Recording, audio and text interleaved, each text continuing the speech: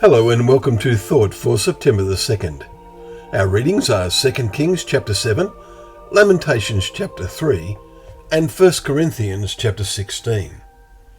My thought is, my soul is bereft of peace, but this I call to mind. Such are the means of modern communication.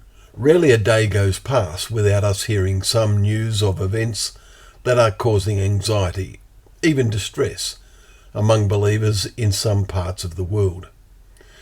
We reflected on this as we continued reading Jeremiah's brief book of Lamentations. It was obviously written after the tragedy of Jerusalem's fall and the destruction of the temple. But today's chapter 3, is most remarkable.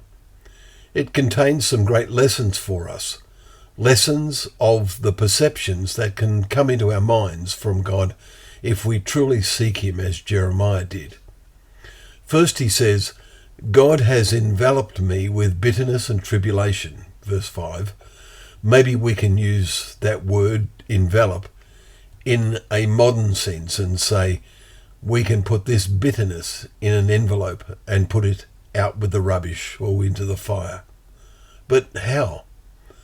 Jeremiah also says, my soul is bereft of peace. I have forgotten what happiness is. Verse 17. But then wonderfully, from verse 21, his mind climbs out of his depression. And what a wonderful example this is for all who, at some stage in their lives, feel overwhelmed by events.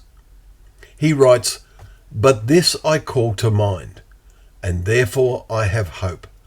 The steadfast love of the Lord never ceases.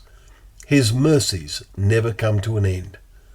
They are new every morning. Great is your faithfulness.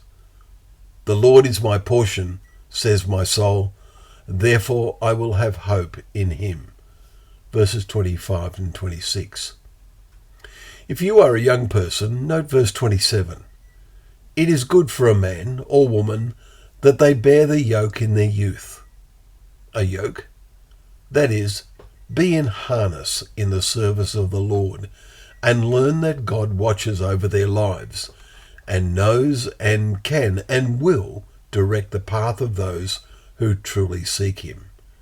David says in Psalm 142, when my spirit faints within me, you know my way.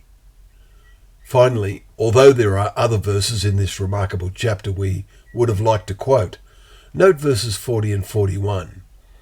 Let us test and examine our ways and return to the Lord.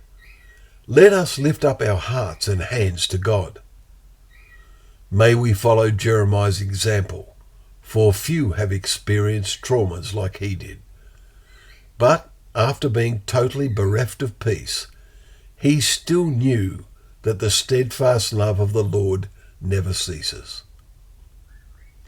Well, thank you once again for joining us for Thought for the Day, where together we can open up the pages of God's Word, knowing that Word to be a lamp to our feet and a light to our path.